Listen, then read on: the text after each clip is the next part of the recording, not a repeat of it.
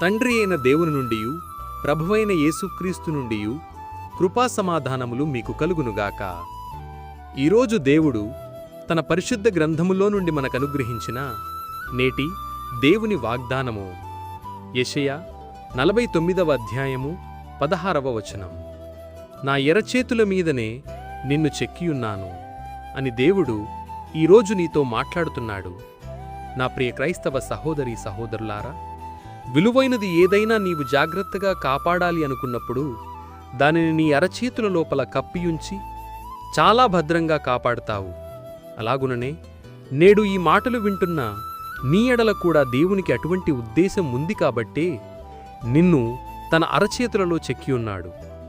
దేవుని అరచేతిలో నీకు కాపుదల ఉంది, నీకు రక్షణ ఉంది, నీకు భద్రత ఉంది.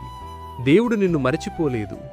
ఆయన జ్ఞాపకాలలో నీవు ఉన్నావని అనడానికి నిదర్శనమే ఈ వాగ్దానం. నా ప్రియ క్రైస్తవ సహోదరీ సహోదరులారా, అందరూ నిన్ను మరచిపోయి విడిచిపెట్టినా దేవుడు మాత్రం నేను నిన్ను మరవను, నిన్ను విడువను, నిన్ను నా అరచేతులలో చెక్కుకొని ఉన్నాను అని అంటున్నాడు. కాబట్టి నీవు ఎటువంటి క్లిష్టమైన పరిస్థితులను ఎదుర్కొంటున్నా సరే భయపడక ఆయన చేతులలో సంరక్షణ భద్రత ఉందని గ్రహించి ధైర్యముగా జీవించు. దేవుని కృపలో వర్ధిల్లు. అట్టి కృప దేవుడు మనందరికీ దయచేయునుగాక. ఆమేన్. ప్రార్థన. మమ్ములను మిక్కిలిగా ప్రేమించే మా ప్రియ పరలోకపు పరమతండ్రి, నీ ఘనమైన నామానికి వేలాది స్తోత్రములు చెల్లిస్తున్నాను. గడిచిన ఉదయకాలం మొదలుకొని నేటి ఈ ఉదయకాలం వరకు కాచి కాపాడి మమ్ములను ఇంతవరకు సజీవుల లెక్కలో ఉంచి సజీవుడవైన మిమ్మల్ని స్తుతించడానికి మరొక నూతన దినాన్ని మాకు ప్రసాదించినందుకై మీకే కోట్ల కొలది కృతజ్ఞతాస్తుతులు స్తోత్రములు చెల్లిస్తున్నాను.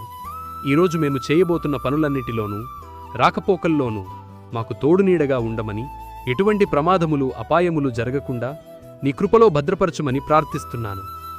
అనేకులు అనేక రకములైన వ్యాధి బాధ బలహీనతలతో ఎంతో వేదన అనుభవిస్తున్నారు ప్రభువా. వారందరినీ మీ గాయపడిన హస్తముతో ముట్టి వారికి సంపూర్ణమైన స్వస్థత అనుగ్రహించమని ప్రార్థిస్తున్నాను. ప్రతి ఒక్కరి కుటుంబాల్లో క్షేమాభివృద్ధిని నెమ్మదిని దయచేయమని, వారి కుటుంబాల్లో ఎటువంటి మేలులో అవసరతలు అక్కర్లు ఉన్నాయో సమస్తము గుర్తెరిగిన దేవా వాటన్నిటినీ మీరే తీర్చమని ప్రార్థిస్తున్నాను. ప్రతి ఒక్కరిని పేరు పేరున దీవించి కరుణించి కాపాడి నీ కృపలో భద్రపరచమని నజరేయుడును మీ ప్రియకుమారుడును లోకరక్షకుడునైన యేసయ్య అతి పరిశుద్ధ నామములో ప్రార్థించి స్తుతించి వేడుకొనుచున్నాను మా పరలోక పరమతండ్రి. ఆమేన్. దేవుని కృప, ఆయన కాపుదల సదాకాలం మీకు తోడే నడిపించునుగాక. ఆమేన్.